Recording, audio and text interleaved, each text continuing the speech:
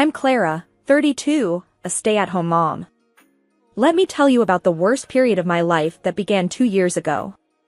It was a time when my world, already rocked by a tragedy, got hit by a betrayal so deep it almost broke me. Life back then was simple, revolving around my 4-year-old, Jamie, and my husband, Mark. Mark was always neck-deep in work, managing stuff for a company with branches everywhere. But the real anchors of my life were my in-laws, Sarah and John. They weren't just in-laws, they replaced my parents. It was during this period, my own folks died in a nasty car crash. It was a gut punch, the kind that leaves you gasping for air and struggling to stand. I was a mess, a complete wreck. That's when Sarah and John stepped in. They weren't just in-laws, they became my lifeline. "Clara, we're here for you, always," John had said, his voice steady but his eyes wet. He was a tough guy, but he had a heart of gold. Sarah was softer, always had a hug ready. "You're our daughter now, more than ever," she'd whisper as she held me while I sobbed. They helped with Jamie, took care of the house, basically kept me from falling apart. But just when I thought I'd hit rock bottom, life decided to throw me another curveball. It was Lisa, a family friend, who broke the news to me. She's blunt, always has been. "Clara, listen, I hate to be the one to say this, but there's talk about Mark. They say he's seeing someone else." I remember laughing it off at first. "That's bullshit, Lisa. Mark wouldn't, he just wouldn't." But deep down, a part of me knew. When Mark came home that night, I confronted him straight up. "So, what's this crap I'm hearing about you screwing around, Mark?" He didn't even have the guts to look me in the eye. "Clara, it's not what you think," he mumbled, but I knew better. I felt like I was getting sucker punched all over again. First, my parents, now this? It was like some sick joke. That's where my story starts. In the middle of a life that felt like it was crumbling around me. 2 years ago, I lost my parents and then had my heart ripped out by the man I thought I knew. Welcome to my mess. I remember sitting at the kitchen table, a cold cup of coffee in front of me, when Mark walked in. His face was a picture of guilt, but I was past caring. "So, you're a cheat now, Mark? Is that it?" I spat the words out, not caring about the venom in them. Mark flinched, but he deserved it. "Clara, it's not that simple," he said, trying to sound reasonable, but to me, he just sounded pathetic. "Not simple? You screw around while I'm crying over my dead parents, and you say it's not simple?" My voice was shaking with rage. He sighed, running his hands through his hair. "I was stressed, Clara. I made a mistake. It didn't mean anything." I laughed, but it was bitter and hollow. "Didn't mean anything? You shattered our family, Mark, and you say it didn't mean anything?" He tried to reach out to me, but I jerked away. "Don't. Just don't. How long, Mark? How long have you been lying to me?" He hesitated, and that was all the answer I needed. "It started a few months ago. Clara, I'm sorry. I really am." The word sorry stung. "Sorry doesn't cut it, Mark. You've broken us." I couldn't stay in the same room as him. I walked out, leaving him standing there, looking like a man who knew he'd screwed up beyond repair. Later, I went over to Sarah and John's place. I needed someone to talk to, and they were the closest thing to parents I had. Breaking the news to them was one of the hardest things I'd ever done. I sat them down in their cozy living room, the place where I'd spent countless happy hours. "Sarah, John, I have to tell you something about Mark." Their expressions changed from warmth to concern. "What is it, dear?" Sarah asked, her voice filled with worry. "It's Mark, he's been having an affair." Saying the words out loud made them real, and it hurt like hell. John's face turned to stone, his hands balled into fists. "That blackguard," he growled. "After everything we've been through, he does this to you." Sarah was crying, her hands trembling. "Oh, Clara, how could he? We thought he was better than this." I couldn't hold back my tears. I don't know what to do. I feel so lost. John stood up, pacing the room. I'll talk to him. I'll make sure he knows what a colossal mistake he's made. If he does something like that again, I will disinherit him. But I wasn't sure there was anything to be said or done. The trust was broken, and I didn't know if it could ever be mended. The days after finding out about Mark's affair were a mess of emotions. I was angry, hurt, and felt betrayed. But in the middle of that storm, Mark was desperate, almost pathetic, begging for another chance. One evening, he cornered me in the living room, his face worn out with guilt and fear. Clara, please, I'm begging you. I know I messed up, big time. But I can't lose you and Jamie over this. I looked at him, feeling a mix of anger and pity. You should have thought about that before jumping into bed with someone else, Mark. He winced, as if my words were physical blows. I know. It was a stupid mistake. I never meant to hurt you. Mistake? I scoffed. You called destroying our family a mistake? He ran a hand through his hair, a nervous habit he had. I'm not trying to make excuses. I want to make things right. Please, Clara. I wanted to scream, to tell him how much he had hurt me, but instead, I found myself thinking of Jamie, our little boy who adored his dad. Mark, you don't just get to come back and pretend everything is fine. You broke something here, I said, my voice heavy with unspoken pain. I know, and I'll spend the rest of my life trying to fix it, if you let me, he pleaded. I sighed, feeling the weight of the decision on my shoulders. I'll think about it, Mark. But even if I agree, things will never be the same again. He nodded, looking like a man who knew he was hanging by a thread. I understand. Thank you, Clara. The next day, I talked to Sarah and John about it. I needed their perspective, their advice. John was furious, his old-school values making it hard for him to see past the betrayal. Clara, you can't just let him off the hook. He needs to learn his lesson. Sarah was more understanding, though her disappointment in her son was clear. Clara, dear, whatever decision you make, we'll support you. But think about Jamie, and what's best for him. Their words echoed in my head as I made my decision. I wasn't doing this for Mark. I was doing it for Jamie, and maybe, a little bit, for the memory of what Mark and I used to have. That night, I told Mark my decision. I'm willing to give this another shot, Mark. But things need to change. We need to start over, rebuild what you broke. Mark's relief was palpable. Anything, Clara. I'll do whatever it takes. 2 years had passed since I decided to give Mark another chance. It felt like walking on a tightrope every day, balancing between the past and a future I wasn't sure about. Mark got a promotion at work, which meant more business trips, more time away from home. It left me with Jamie and a lot of time to think. One day, while Jamie was at school, I sat with Sarah and John in their garden, a place where we had shared so many family moments. Clara, you've been holding up well, considering everything, Sarah remarked, her voice laced with concern. I forced a smile. I'm trying, Sarah. For Jamie's sake. John, who had been quiet, finally spoke up. You know, Clara, I still can't wrap my head around what Mark did. But I respect you for giving him another chance. I sighed, looking at the garden's blooming flowers. I don't know if it was the right decision, John. Sometimes, I feel like I'm just waiting for the other shoe to drop.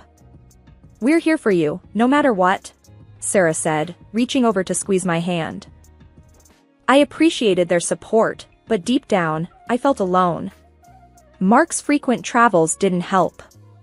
Whenever he was home, it was like living with a stranger. We talked, but it was mostly about Jamie or mundane things.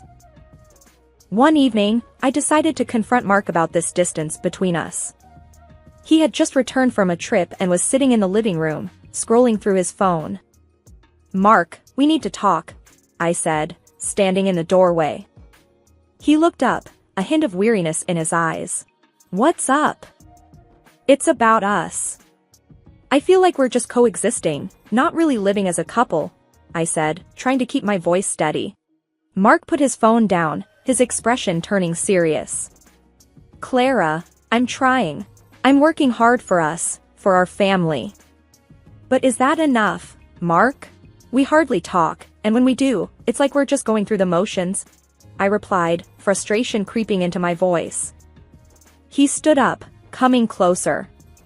I know it's been hard, Clara, but I'm doing the best I can. I shook my head. I'm not sure if your best is enough anymore. We stood there, the distance between us more than just physical. I wanted to believe that we could get back to where we once were, but as each day passed, that hope faded a little more. Life in the Smith household had settled into a routine, a mundane pattern of day-to-day activities, with Mark frequently away on business trips and me juggling household chores and caring for our son Jamie. The joy and spontaneity that once filled our home seemed to have evaporated, leaving behind a sense of mechanical existence. One afternoon, while visiting Sarah and John, something happened that I hadn't anticipated. We were sitting in their cozy living room, sipping tea and chatting about trivial matters, when Sarah, ever the attentive mother-in-law, gave me a curious look.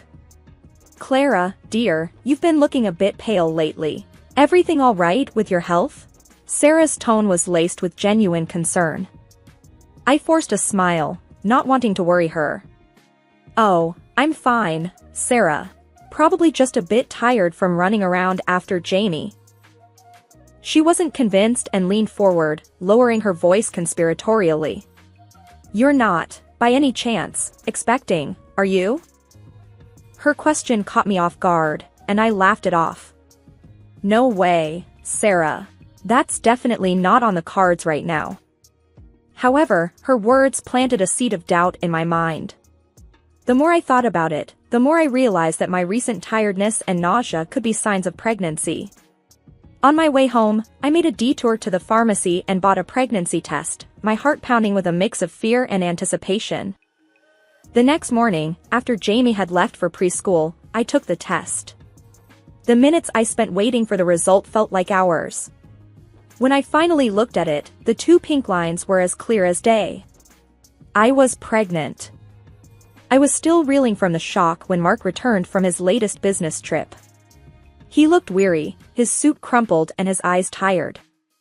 I hesitated for a moment before deciding to tell him the news. Mark, we need to sit down. There's something important I need to tell you, I said, my voice trembling slightly. He frowned, a look of concern crossing his face. What's wrong, Clara? Is it Jamie? No, it's not Jamie. I'm pregnant, I said, watching him closely for his reaction. He stood there, stunned, as if trying to process what I'd just said. Then, slowly, his expression shifted to one of confusion and concern. Pregnant? Are you sure? Yes, I'm sure. I took a test this morning, I replied, feeling a knot form in my stomach at his less than enthusiastic response. Mark ran a hand through his hair, a gesture of unease. Wow, that's great news. It's just so unexpected. His words lacked conviction, and I felt a pang of disappointment. I thought you'd be happier, I said, my voice barely above a whisper. He quickly tried to reassure me. I am happy, Clara, really. It's just a lot to take in right now, with everything going on at work. I nodded, trying to mask my disappointment. The joy of discovering my pregnancy was overshadowed by the growing distance between us. The following day, I shared the news with Sarah and John. Their reaction was heartwarmingly different. Sarah's eyes lit up with joy, and she enveloped me in a warm embrace. A new grandchild. Oh, Clara, this is such wonderful news, she exclaimed, her voice brimming with excitement. John's reaction was equally enthusiastic. This is a blessing, Clara, a beautiful addition to our family. Their happiness was infectious, and for a brief moment, I allowed myself to bask in the joy of the new life growing inside me.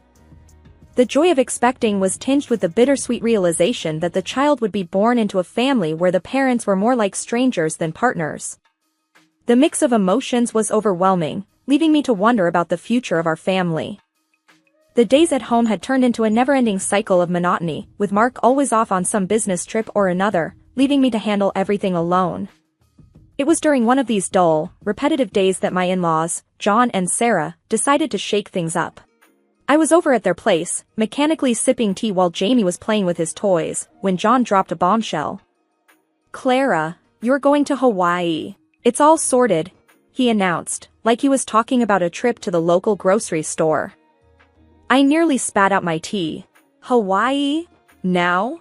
But Mark, he doesn't even know. John's response was blunt and to the point. "Forget about Mark. He's got his own stuff. This is about you and Jamie getting some much-needed fun." Sarah nodded in agreement, her expression serious. "You've been cooped up in that house for too long, Clara. A change of scenery will do you good." I tried to argue, to reason, but they weren't having any of it. I couldn't even reach Mark to tell him about the trip.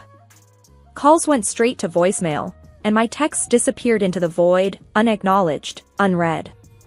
So, there we were, Jamie and me, heading off to Hawaii on a whim, thanks to my in-laws, with Mark completely in the dark.